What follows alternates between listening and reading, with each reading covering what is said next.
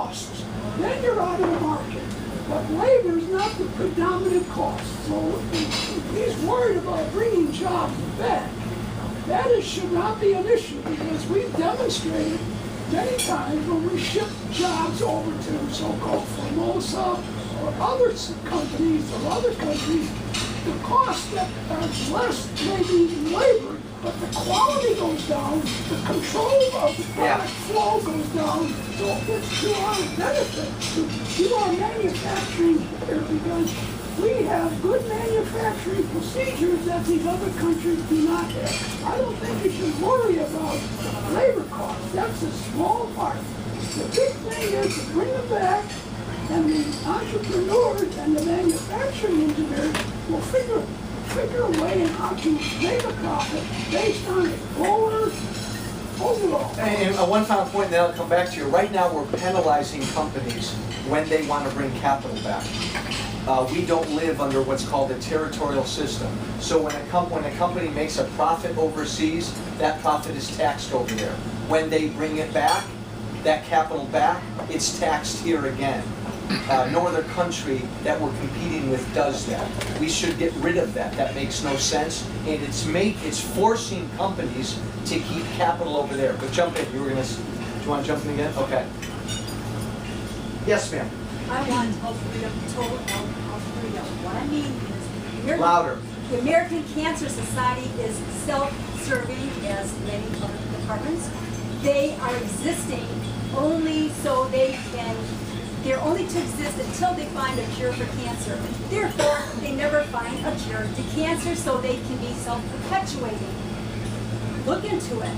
I saw a video on a very fantastic, heartfelt documentary called Burn, Cut, Die on chemotherapy. Documentary of a family who fought the FDA against having chemotherapy on their 4-year-old child. The FDA has not even approved chemotherapy for children because it's detrimental. These kids go brain dead. They're retards if they go under chemotherapy.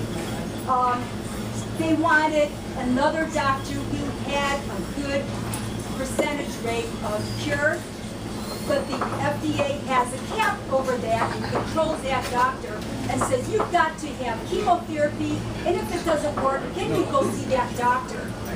That's the last of them. Well, it was a long story, but they fought it till, they could not go anymore. They did not get permission, and they went through the chemo. He was sickly. It's okay. It's an awful story. But what I want is total health freedom, which I know Obamacare will not give me. But right now, we don't even have total health freedom. If parents can't say, excuse me, no, thank you, I don't want chemotherapy for my child who has a brain tumor, they should have a right to say no, not have health social services come in and snatch their kid away. Because that is what's happening. I want to be free to go to a licensed or unlicensed naturopathic doctor, or any type of health coach, or anybody that knows anything, herbalist, whatever, without them being in trouble with the law or me. I want total health freedom. If my neighbor has an herbal remedy for me, I'm going to go. I don't want to pay out of pocket. Agreed. Yes, ma'am. I just wanted to speak to something that this gentleman said here when it comes to labor costs. Companies throughout the United States are sitting on the biggest amount of wealth right now, and they're not moving it because of Obamacare, because what they see coming down the pipe. And as a small business woman, me and my husband, and having lived in Villa Park 25 years ago and working in machining and so forth, throughout Chicago there were over 1,000 machine shops. They're all gone. And you're not going to see them come back. And companies are not going to hire right now because they don't know what's going to happen with Obamacare. It depends on whether Mitt Romney gets elected or doesn't. Yeah, let me. That's a great point. Let me. I can't emphasize enough 2 points. Remember last year, President Obama he called the joint session of Congress to announce like his 3rd or 4th jobs plan. And I said, the heck with it, I'm not going to that joint session of Congress. So I came home and I had a town hall with about 100 small business owners. And I said, you tell me, how do we create jobs in this country? And all of them told me the biggest obstacle to them hiring anybody right now is Obamacare. You want to know why I talk about Obamacare so much? It will change our healthcare system like you wouldn't believe, but it is going to destroy jobs in this country. And everybody in Washington thinks they're so smart. That's what drives me crazy about the people I work with. They think they got all the answers in Washington. Baloney. Listen to people out here. Small business people tell us, I'm not hiring anybody because I'm scared of Obamacare. And you get politicians elected. Obama laughs at that, chuckles at that. Baloney. Listen to it. And the reason it makes so much sense. The people that pass this law, they have no idea how much it's going to cost. They have no idea how it's going to impact small businesses. And you're expecting a small business owner to figure out how it's going to impact them? So what do? They're smart. They just sit on their hands. They wait. The second point I'll make. If you like the president, fine. God love you. But small and businessmen and women in this country are sitting on money because they're convinced he does not like them. They are convinced he doesn't like businessmen and women out here. They're convinced. You can't ignore that. You cannot ignore that. These are the people that make this country grow. I'm talking about small businessmen and women. And they've decided Obama's not our friend, and they're sitting on their money. Can I add to that? Add to that. Because I'm a local business over here. My father started in 1970, this building 78. If you drive past over here, the industrial park, it's empty. It's empty. Come back one day, take a drive, you can look. Next door is empty. I mean, and you're talking about these businesses have been here for just when my dad started too. So, I mean, I'm more concerned on the local. Like, I'm more concerned about Illinois than anything else, honestly. I mean, because we suck. Bottom line. I couldn't say it any better myself. But other than that, I mean, last times over here were probably the mid '80s to 2000, really. Then it started. I mean, this It's area, like a ghost town around here. Even traffic on Lake Street over here, I mean, it's dead. I mean, which means I slow down. Yeah, which means you're impacted. We're sitting on these guys. Our government is sitting on them.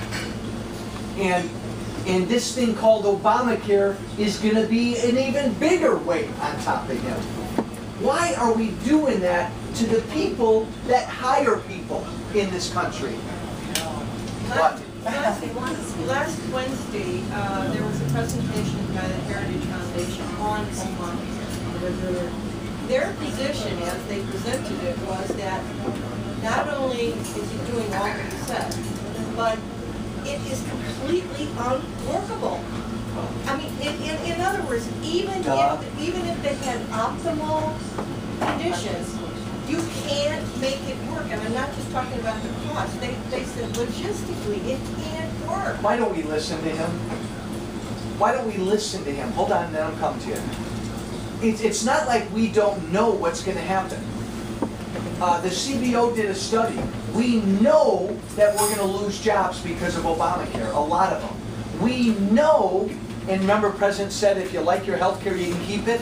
We now know that's a lie. We now know that employers are going to be forced to boot their employees off of their health care and put them onto Medicaid. Why don't we listen to him?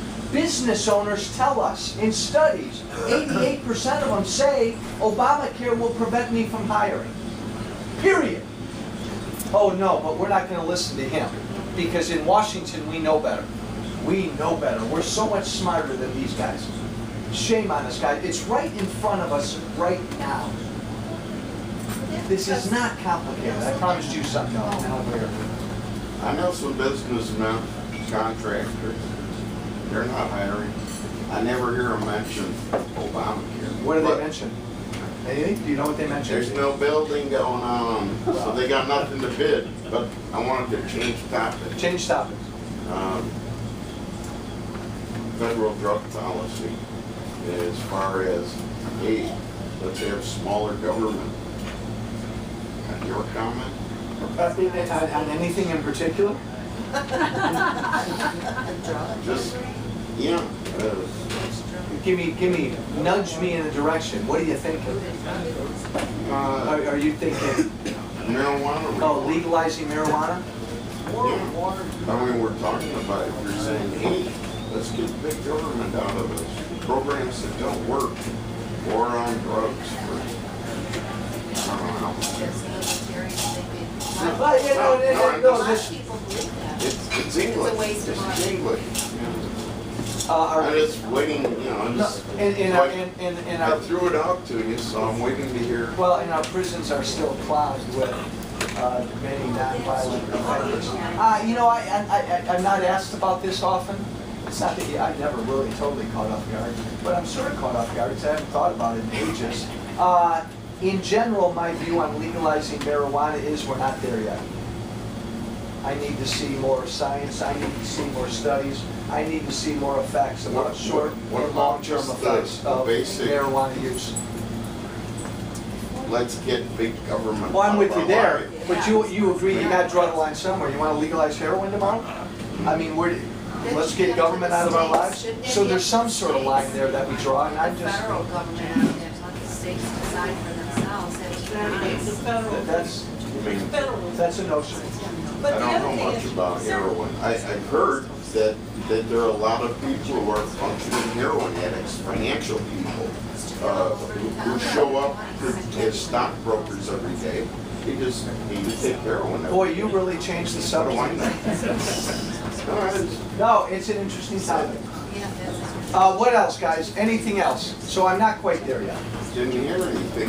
No, here's. I gave you an answer. You didn't like it. I said I'm not quite. I said I'm not quite there yet. I need to see more short and long-term effects of marijuana use. I'm not there yet. I agree with Joe, but I just think to your point, for the first 100 years in this country, there were no drug laws. There were no drug laws. So you know, I agree with Joe, this is an issue we need to study, but it isn't that there have always been drug laws. Other thoughts, issues, topics, guys, about anything? Yes, you. On my favorite topic, what do you think about cutting congressional staff? About $4.5 billion, and it's 3 times what it was in the 1960s. Yeah. For both sides. Yeah, all four, and have supported every move. You know that the Republicans last year, I think we cut our congressional budget, our own budgets by 5 to 8%. I think we did it again this year. I returned about 8 or 9% of my congressional budget, my own budget. I returned because I didn't use it.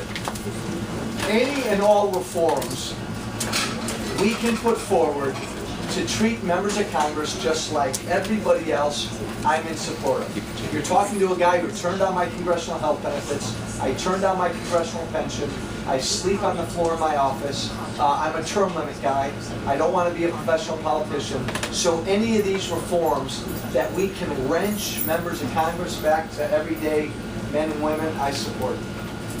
I was told that the interns that are in Washington, that even though they don't get paid, they get their college loans paid off. Is that true? I'm not sure. I was told that that is true. I'm not sure. I get the huge bill. I'm hearing a no. No? Do they get any assistance? Not that I know of, no. Okay. I'll Staff double check. staff does, but not interns. But I don't Do they think get their, interns. do the staffers get their college loans paid off? Not college loans, they do get income, like staff assistant, which is what most people in college, if they are on staff, it's about $22,000 a year. Toward their tuition. No, just income in general. Oh, just income in general. But not. I don't think interns. So I didn't know if that was true, and I wanted to find out. Well, again, guys, it doesn't surprise us that over the years, like